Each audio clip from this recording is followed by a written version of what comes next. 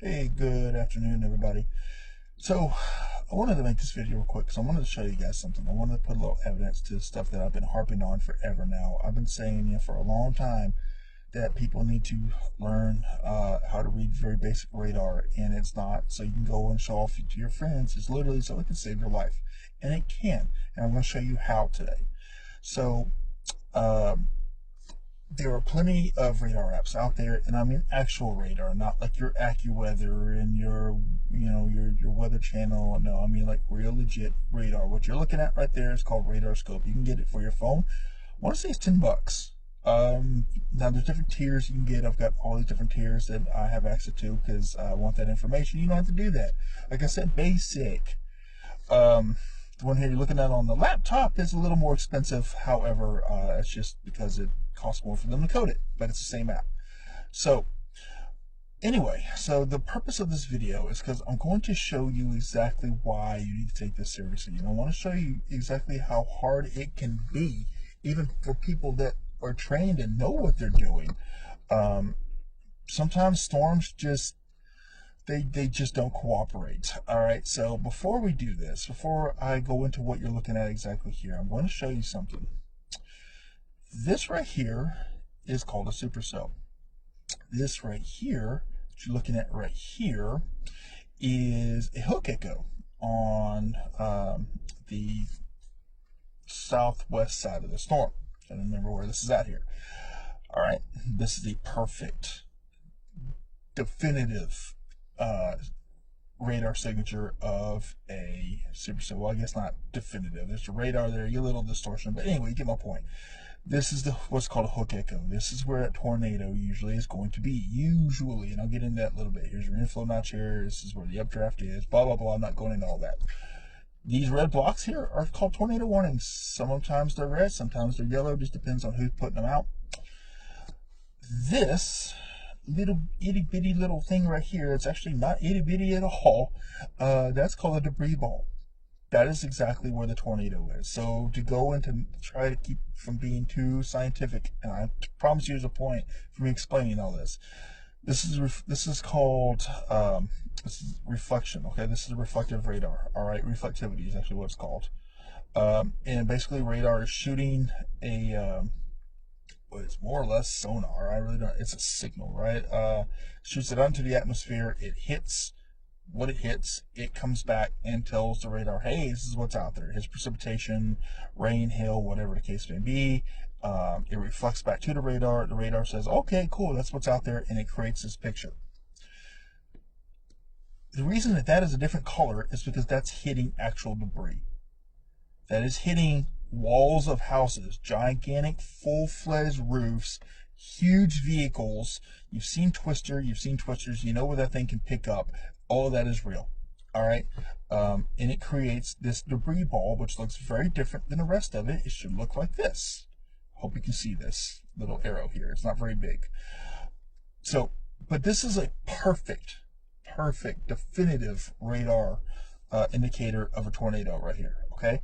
What you're looking at, if you haven't read down there yet, this was the May 20th, 2013 Moore, Oklahoma tornado.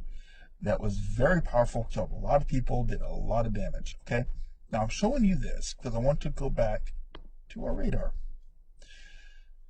Now, this right here is our supercell. Okay. Looks a lot like this. This is our tornado.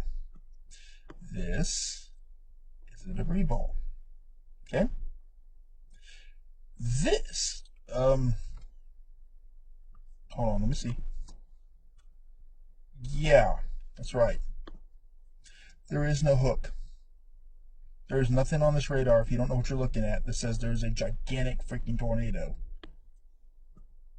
Right there. Now, this is a velocity, okay? This is telling you what the wind is doing, basically, okay? So, the green is going towards the radar, red is going away from the radar.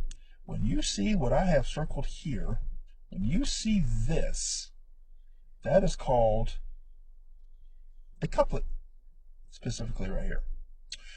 This is saying that wind is rotating very violently, very, very violently.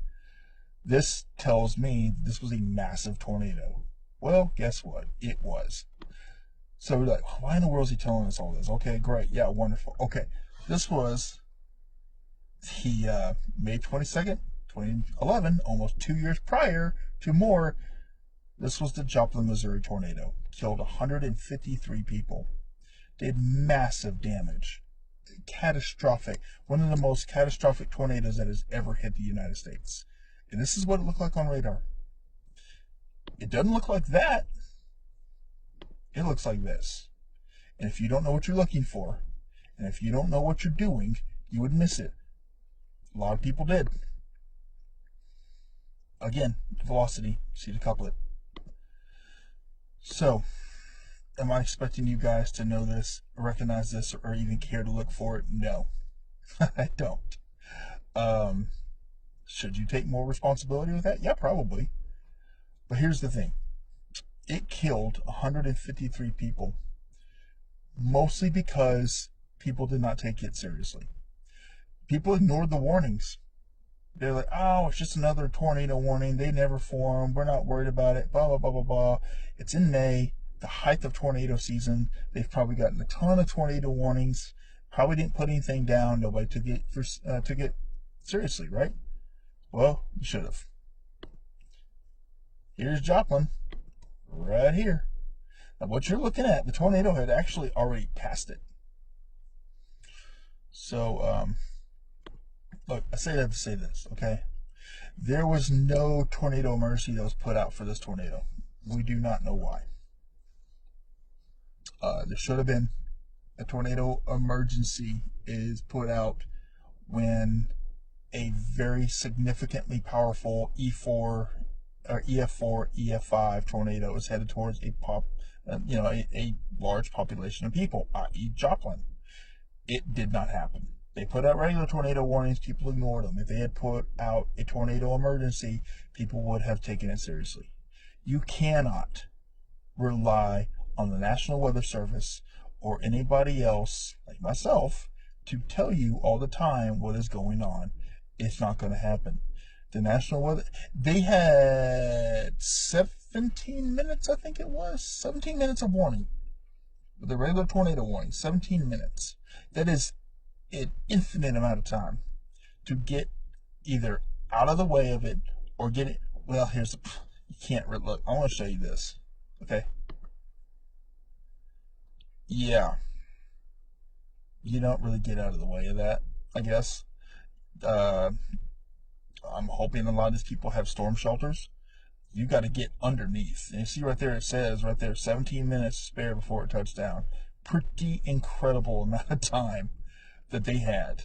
And actually at 1:30 p.m. on the day of it, they were actually issued a hazardous weather outlook. So they knew something could happen. People did not take it seriously, and 153 people died that day. Absolutely tragic. So, that's why I keep telling you guys, take this stuff seriously. All right, here in March, so we're not that far away, March, tornado season begins. I don't care where you live in the United States, you can be affected by a tornado. Now, granted, there is areas, Tornado Alley, Dixie Alley, that is going to hit you harder than it would, say, in,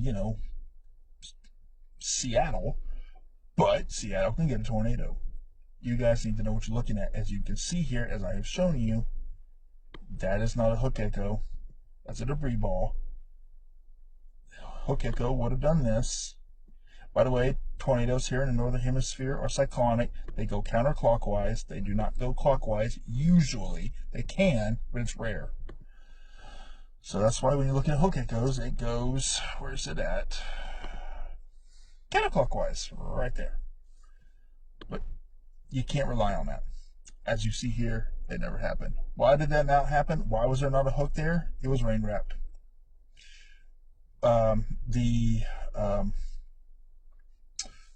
Basically, the moisture that was brought into the storm was so abundant and the rotation was so strong that it wrapped it all the way around the tornado, and it completely rain wrapped it. So it did not show up on radar as a hook. So even if you know what you're doing on this, you still aren't always going to be ready. So if you don't know what you're doing, you're really setting yourself up for failure, and you're setting your family up for failure. So, all right, I just wanted to show you guys that real quick. This thing's gone on for 2.5 minutes. I'm going to stop. I don't even know if anybody's even following this still, or even anybody watches this, but hey, whatever, I'm going to put it out. And if you guys don't want to watch it, you don't have to, no problem. So, you guys have a great day. Take care, and yeah, keep your eyes to the sky.